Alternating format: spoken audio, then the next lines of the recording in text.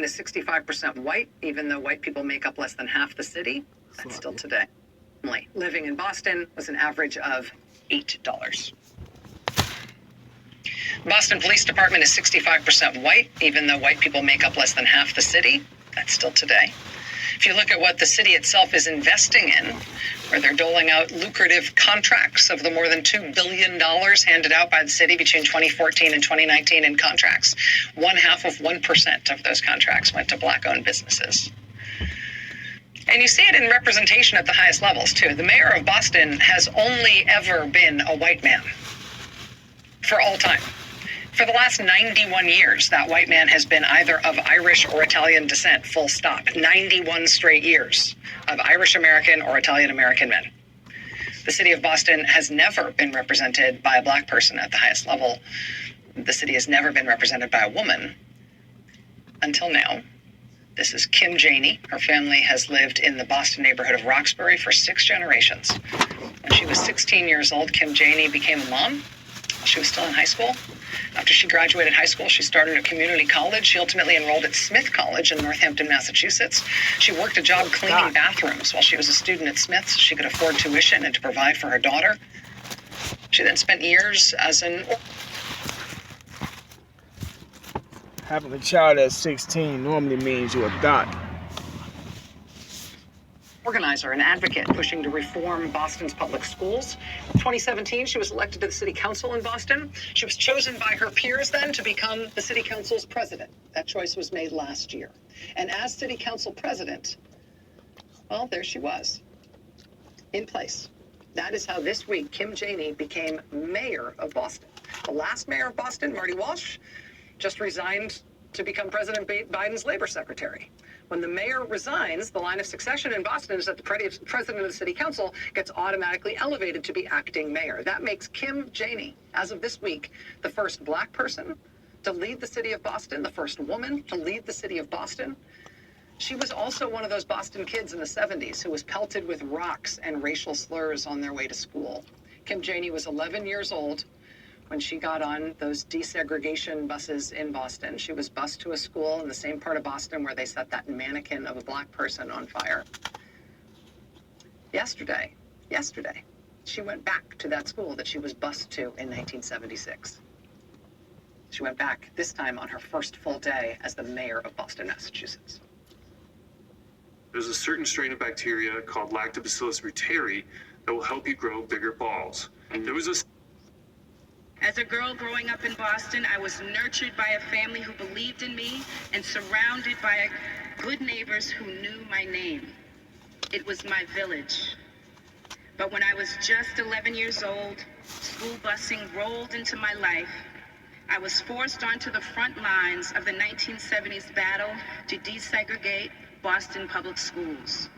I had rocks and racial slurs thrown at my bus simply for attending school while Black.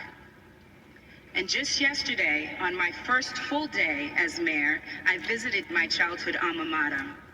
I saw students happy to be back in school with their teachers and friends instead of the pain and trauma that I had experienced in middle school. To think that my teenage grandsons were born at a time when there had never even been a Black woman on our city council. And today, my 6-year-old granddaughter, Rosie, and other little girls can see themselves represented in Massachusetts' highest court, the halls of Congress, and now in the 55th mayor of Boston.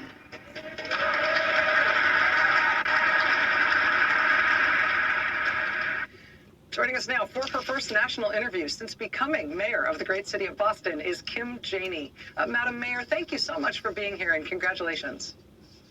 Thank you so much. It's an honor to be here. I'm a big fan. Thank you for having me.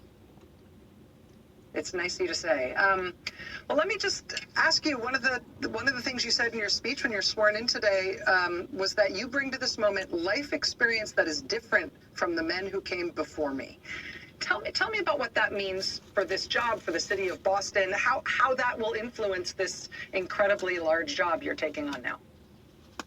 Well, as a woman growing up as a little girl growing up in Roxbury, as a Black woman who has lived through some of our darkest days in our city. I certainly bring all of that with me. But I also know that our city is a city of hope and possibilities. And so I am encouraged, certainly by what I saw when I visited my childhood alma mater. As you have said, I was bused during the desegregation era here in Boston. It was a very traumatic experience growing up, a very violent time in our city. And me sitting here as mayor does symbolize how far we've come as a city, but we have a lot of work to do. Yesterday, on my first full day as mayor, I had the opportunity to go back and see young people learning in the classroom.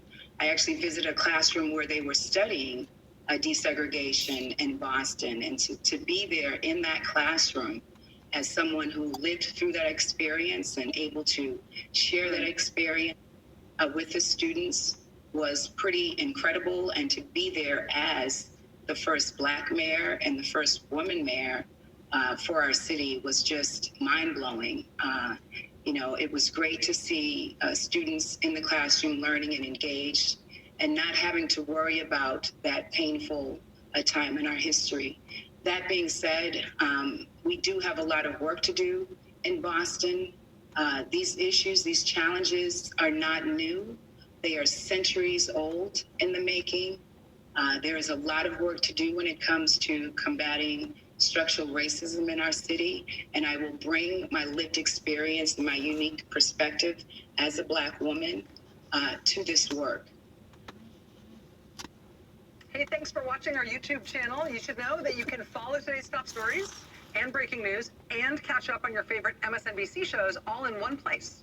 Download the NBC News app. All right, with that being said, I won't add too much more to it.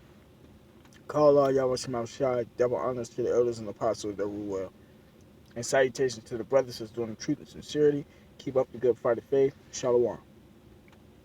Oh, shit.